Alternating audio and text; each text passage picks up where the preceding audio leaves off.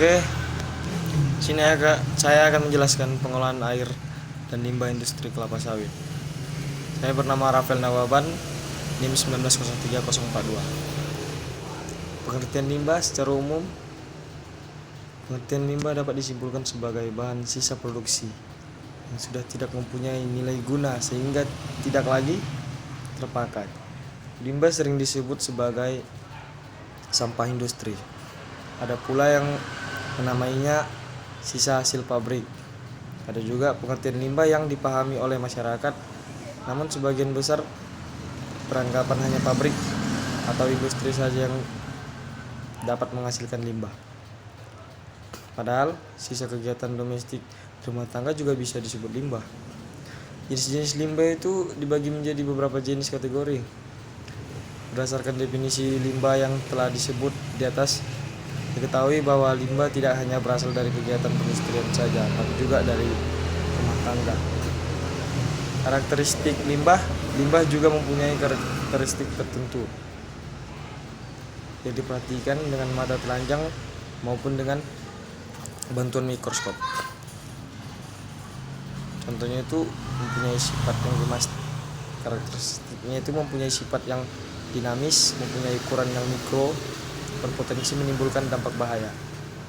Contoh macam-macam limbah B3 merupakan kependekan dari bahan bahaya beracun.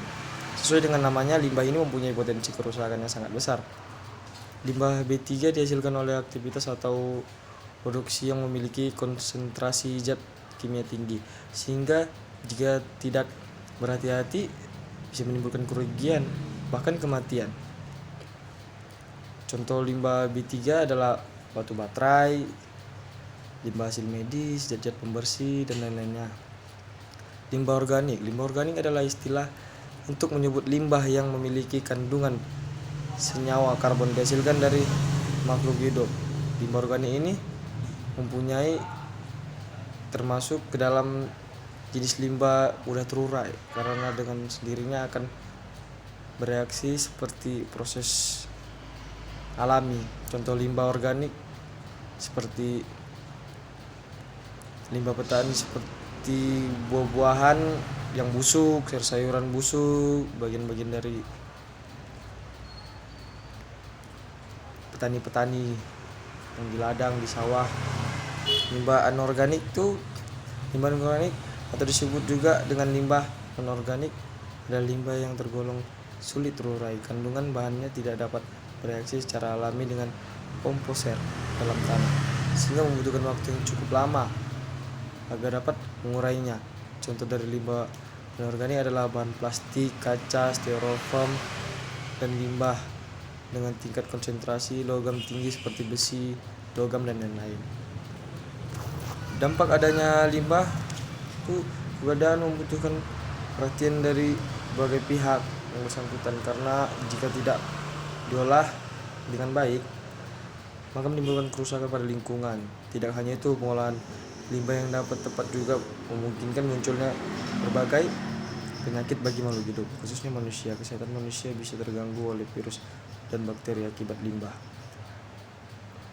Dampak limbah terhadap lingkungan dapat menyebabkan dampak negatif yang tidak sedikit terhadap lingkungan, apalagi jika limbah tersebut mengandung bahan-bahan kimia yang sulit diurai dalam jumlah banyak. Penguraian yang ada dalam tanah tidak akan mampu lagi mengurainya, sehingga menyebabkan keseimbangan ekosistem. Ada lagi dampak limbah terhadap tanah. Limbah yang terlalu numpuk di suatu tempat akan menyebabkan tanah kehilangan produktivitas. Tanah yang produktivitas adalah tanah yang tidak menumbuhkan tanaman. Namun jika sudah tercemar oleh limbah, kandungan nutrisi tanah akan dirusak oleh bahan kimia limbah, sehingga tanah kehilangan unsur hara penting yang dibutuhkan tanaman. Dampak limbah terhadap air. Saat ini sedang mengalami darurat air akibat tercemar limbah. Beberapa perusahaan tidak bergantung dengan membuang limbahnya ke laut, menyebabkan laut kehilangan fungsi. Limbah yang mencemari laut, menghilangkan kejernihan airnya sehingga membuat air keruh dan terkontaminasi banyak bakteri berbahaya berasal dari limbah biota. Laut pun akan banyak yang mati karena air penuh zat kimia. Dampak limbah terhadap udara. Limbah udara dapat berupa asap dari cerobong pabrik. Seperti diketahui bahwa pemanasan global yang terjadi saat ini salah satunya disebabkan oleh semakin banyaknya zat karbon di udara. Zat karbon ini berasal dari proses pembakaran pabrik yang berwujud asap. Jika pabrik tidak menerapkan sistem filter pada cerobong udara, bisa dipastikan tidak lama lagi ozon di atmosfer akan semakin menipis dan akan habis pada masanya. Dampak limbah terhadap makhluk hidup tidak hanya berdampak buruk pada segala komponen lingkungan, limbah juga menimbulkan